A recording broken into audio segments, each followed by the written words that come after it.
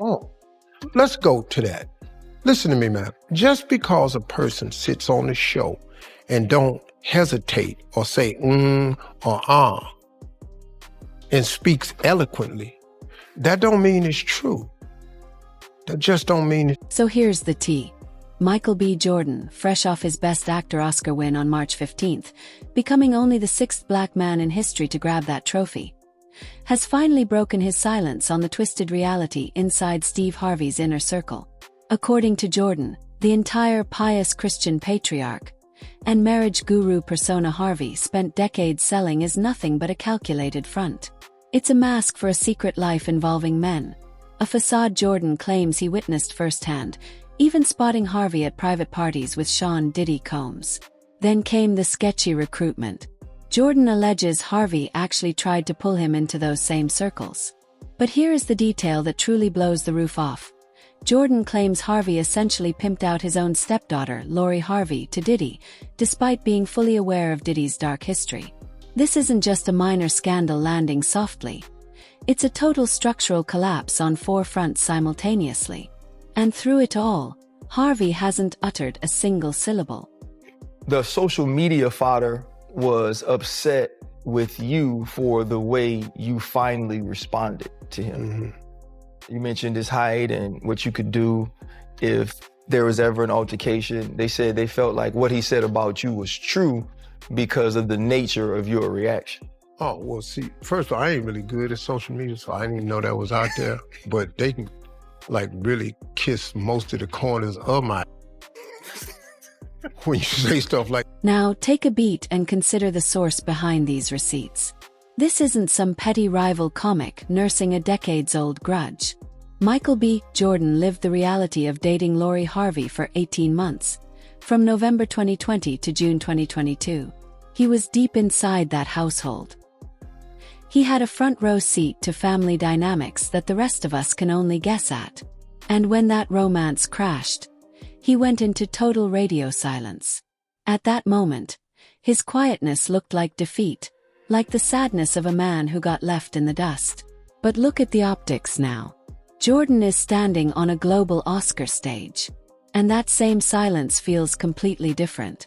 It feels like absolute class, like a man who didn't need to clap back then because he was quietly crafting a legacy that would eventually do the talking for him. Meanwhile, Steve Harvey is the one playing the quiet game today. And his silence doesn't look like power. It looks like a man who has realized he is finally out of moves. Let me explain why this damage is so much deeper than any scandal we have seen before. Michael B. Jordan alleges Harvey's marriage to Marjorie is a total sham. That isn't just a basic cheating rumor.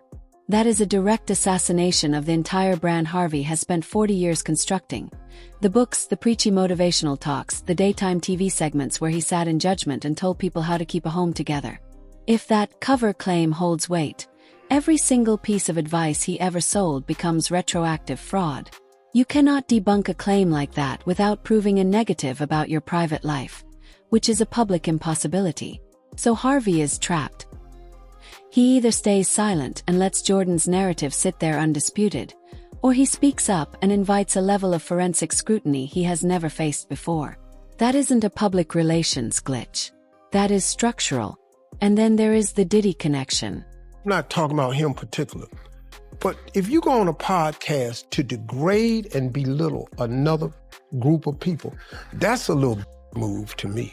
That's just real to me. I don't, if y'all ask me on the show, man, I don't want to talk negative about nobody. That's why I say, man, like, I would apologize to him, or I would say, ask the brother what's wrong, because I really want to know, Michael B. Jordan claims he caught Steve Harvey with Sean Diddy Combs at clandestine parties. Not a whisper, not a story from a friend, but a first-hand eyewitness account. He says he saw the chaos, and after witnessing it, Jordan alleges Harvey actually tried to drag him into those same underground circles. That shifts Harvey from a mere bystander to an active recruiter. Think about exactly who Diddy is right now.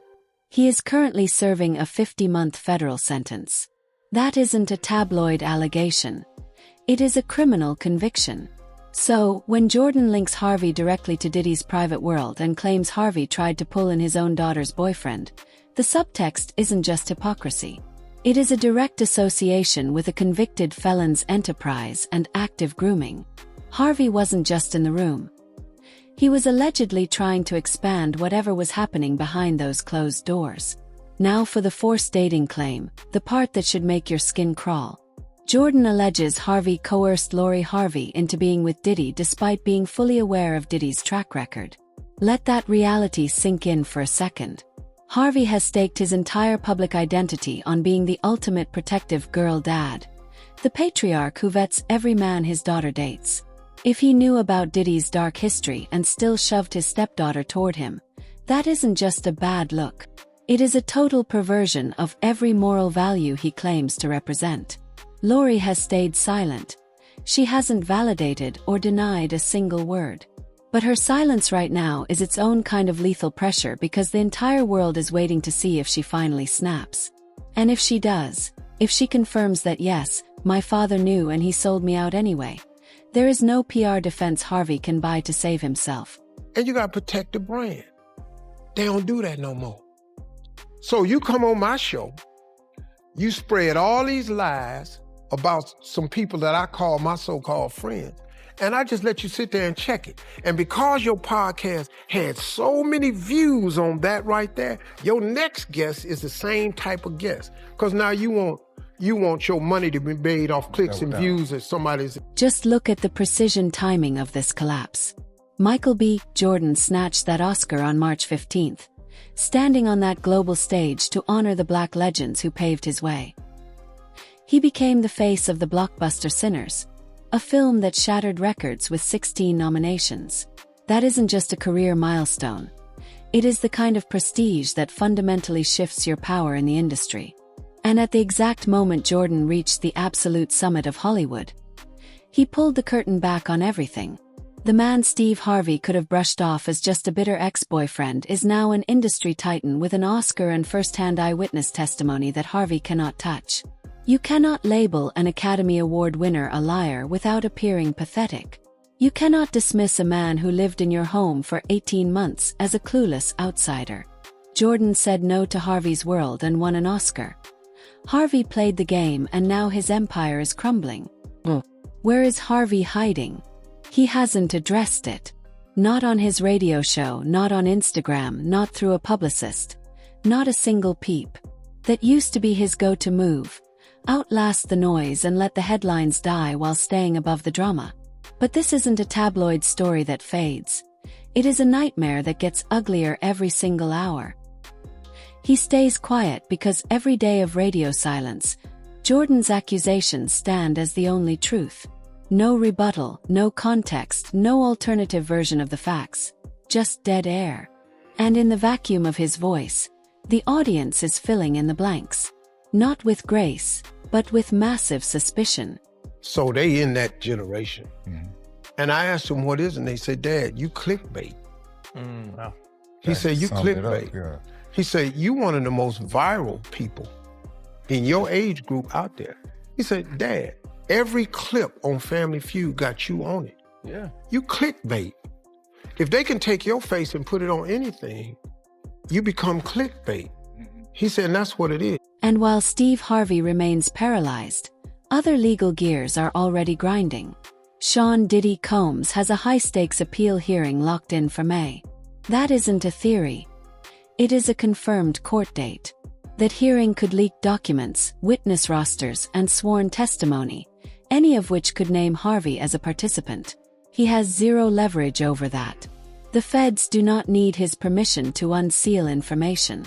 So Harvey is sitting there praying for a legal outcome he cannot control, hoping nothing surfaces that makes his disaster even more toxic. That isn't a strategy. It is a white flag disguised as poise. Then we have Lori Harvey. She hasn't said a word, but she is the one soul who could verify or destroy the most horrific part of Michael B. Jordan's story. If she ever decides to tell her truth, she doesn't need receipts or files. She just needs to open her mouth.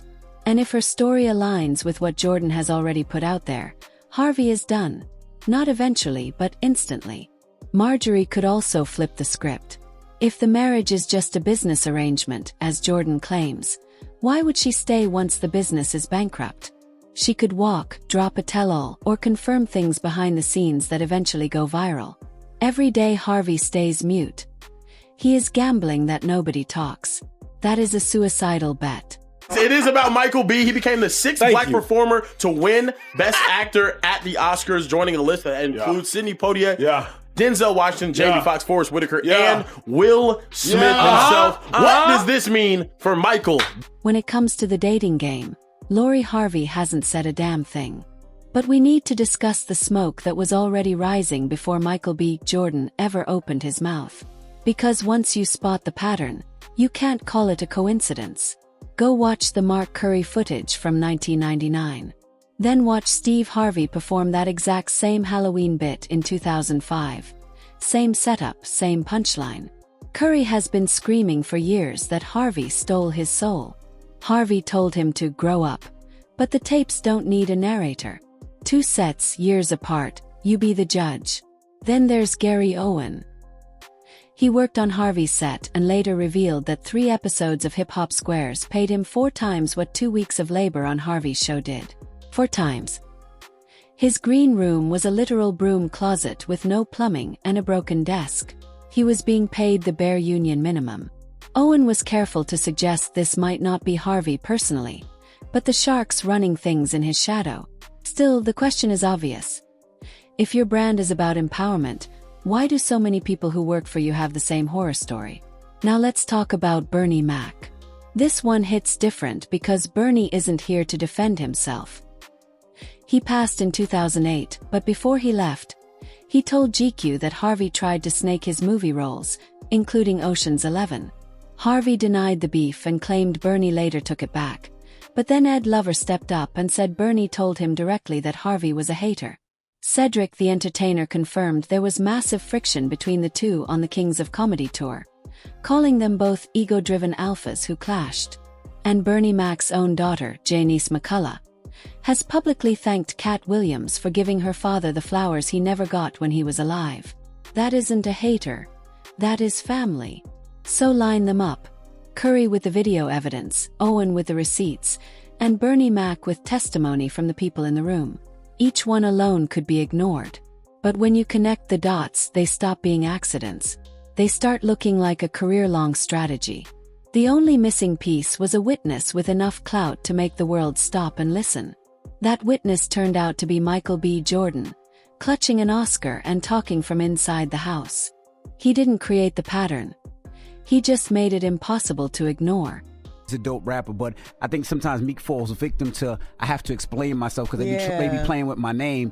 And the more he responds, the more they... You don't mind me asking, and dude, like, I want you to feel as comfortable on this podcast. So if there's anything I ever ask you or you're like, hey, I don't want to talk. Now look at the legal clock that Steve Harvey cannot manipulate. Sean Diddy Combs is currently doing a 50-month stretch, and a federal judge does not care about Steve Harvey's reputation or his silence. That hearing could leak files, witness rosters, or testimony that drags him into the light. He has no power here. The court doesn't ask for permission. So, while Harvey sits there praying this all blows over, a legal team is moving forward with an investigation that could force his name into the public record, whether he likes it or not. You cannot spin your way out of a federal filing. Here is where the trap gets even tighter. When Michael B. Jordan and Lori Harvey split in June 2022, Jordan went into total exile. At the time, that silence looked like a loss, like the quiet of a man who got played. But post-Oscar, that same silence looks like a masterpiece, like a man who didn't need to bark because he was building a trophy that would eventually scream for him. Harvey is the one who is silent now, but he isn't climbing. He isn't winning an Oscar next month. His silence doesn't look like dignity. It looks like a man who knows that any response will only confirm the fire. If he talks, he either confesses everything or he calls an Oscar winner a liar who saw it with his own eyes. If he stays quiet, Jordan's claims become the permanent record day after day. No easy exit. And Harvey isn't the only one caught in this web. Look at the heat surrounding Diddy and Usher. Usher recently told Forbes he has nothing but love for Diddy, calling him misunderstood and a brilliant mogul. This is the same Usher who told Howard Stern years ago that he saw wild and disturbing things while living with Diddy as a teen. Things he said he would never let his own kids near. So which story is the truth? 50 Cent is already circling. He announced a documentary about Diddy and Usher and gave $500,000 from the project to abuse survivors. He has been hinting that Usher is terrified of what Diddy did to him. Whether that is factual or not, the heat is rising for everyone linked to this circle. Harvey is just one node in a network that is starting to crack. And networks do not crack quietly. Now, I'm a Christian, but I ain't that good a Christian. Imagine what happens the second Lori Harvey finally breaks. She hasn't said a thing yet, but she is the only soul who could verify the most toxic part of Michael B. Jordan's claim. If she says yes, my father was aware of Sean Diddy Combs and he traded me into that situation anyway, it's game over. There is no damage control Steve Harvey can deploy. Not silence, not a ghostwritten statement, nothing. Marjorie could also walk. If the marriage is just a business arrangement, as Jordan claims, what reason does she have to stay once the business is bankrupt? She could leave, drop a bomb, or confirm things behind the scenes that eventually go viral. Every day Harvey stays mute. He is gambling that nobody talks. But silence doesn't buy loyalty. It just gives people time to decide their own price. And the clock is ticking against him. There is also the matter of what else is hiding in those old video vaults. The Mark Curry clip came back, the Gary Owen interviews came back, and the Bernie Mac interview came back. Every time a new witness speaks, older receipts get dragged back into the conversation. That is the reality of the internet. Nothing stays dead forever. And right now, there is a coordinated effort to excavate the truth. Cat Williams ignited this fire in January 2024. Since then, the pieces have been falling into place. The Oscar win was March 15th, and we are still in the immediate blast radius. The full impact hasn't even landed yet, and nobody knows what the next leaked clip will reveal. And views, the universe does not differentiate. It just gives you clicks and views. So now, here they come the rest of them. And now you got clicks and views. Mm-hmm. My question to that, though, is... Steve Harvey's leaked staff memo, the one where he ordered employees not to look at him in dressing rooms, hallways, or his makeup chair, already exposed the massive gap between the TV star and the real man. That memo was real. He admitted he wrote it. By itself, that was a significant crack. But now, that crack has widened into a canyon. The man who lectured millions on healthy relationships is now accused of living a total lie. The man who presented himself as the ultimate father figure is accused of exploiting his own daughter. The man who micromanaged his image for 40 years is watching that image become his prison. And that memo is just a single sheet of paper. It is the mountain of evidence that matters. What happens next isn't in Harvey's hands anymore. It is up to Lori Harvey. It is up to anyone else who was in those rooms and decides they are finished keeping secrets. Harvey cannot take back Michael B. Jordan's Oscar. He cannot fix the family fractures that are already leaking. He cannot make the Sean Diddy Combs hearing vanish. All he can do is sit in the dark and pray nothing else breaks. But silence isn't a shield. Not when the person with a story is an Academy Award winner who used to sleep in your guest room. Not when the clock is racing toward a court date you can't delay. Not when your own flesh and blood has every reason to turn. Harvey isn't waiting for the rain to stop. He is waiting to see which wall falls on him first. When it comes to dating, Lori ain't got a damn thing. I got. So where does that leave us? Steve Harvey built a sprawling kingdom on marriage advice, family values, and the image of a man who has life totally figured out. He sold the books, he went on the speaking tours, and he sat on your television screen telling millions of people exactly how to handle their own lives. And now, an Oscar winner who lived inside his home says the entire thing was a scam. That word, cover, changes the game. Cover implies malice. Implies a plan. It implies that the public brand wasn't just an aspiration. It was a weaponized distraction. And the historical receipts from Mark Curry, Gary Owen, and Bernie Mac suggests this wasn't a one-time slip. It suggests a career built on faking reality rather than actually living it. And fame, once it starts to rot, doesn't usually stop. Lori Harvey could drop the bomb any second. Other guests from those clandestine parties could step forward. That 50 Cent documentary could leak new footage. Harvey is no longer the director of this story. He is just a spectator. And watching is a terrible strategy when the ceiling is falling from every corner. So what do you think goes down first? Does Lori finally tell all? Does the Sean Diddy Combs hearing drag Harvey's name into the legal record? Or does Harvey finally crack, knowing that anything he says will only feed the beast? Smash that comment section with your theories. This saga is just getting started. Talk soon.